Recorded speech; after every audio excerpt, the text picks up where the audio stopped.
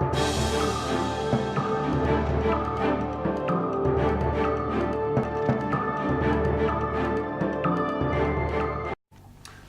this is Nick Kazayan, Chief Operating Officer for BDSec with your weekly market update. I was on vacation recently, hence no updates the last 2 weeks, but jumping right into it, rhetoric around Oyu Tolgoi Phase 2 continues to get better and better. Obviously, you had the Prime Minister out 2 weeks ago saying that a deal was in place. Members of his cabinet last week were out in the press saying that a deal was done, and then today the speaker was out saying that a deal is very close and that there's an expectation, or at least part of the investment agreement, that OT will then construct a town down by OT of 15,000 people to house those workers.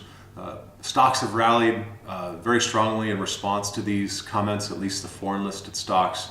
You have Turquoise Hill up about 30%, Entree Gold up about 250%, and a company like Mongolia Growth Group up about 40% over the last 3 weeks. So investors are obviously sensing that something is up. It does certainly feel different this time, despite the fact that in the past there's been several false starts as it relates to a final resolution over this key issue for Mongolia, and that being OT Phase 2. The news around Tavan Tolgoi is not as good. The Parliament's insisted upon a review and vote of that agreement. It's our understanding that the Cabinet either submitted a draft on Friday or they'll submit one today. This process has become a great deal more politicized than investors would have liked to have seen.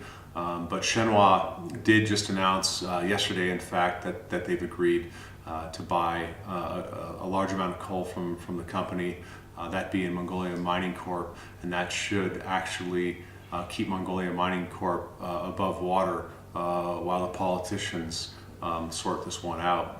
One asset class that has not rallied that we suggest investors take a look at, and that is MSE listed equities.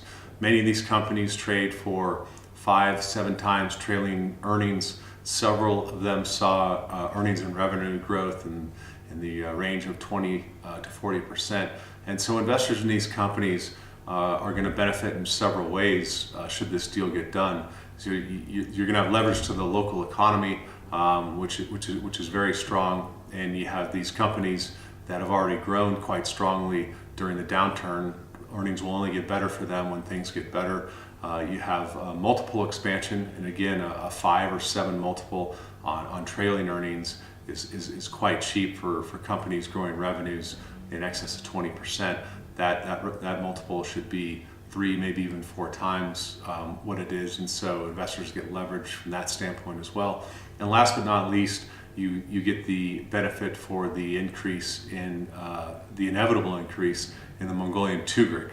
And the Mongolian tugrik has rallied somewhat in the midst of this news cycle about a resolution at OT. We would expect, if something actually gets done, that the tugrik will put in a meaningful rally, will put in a low, and then investors can benefit from long-term appreciation in these shares and in the underlying currency.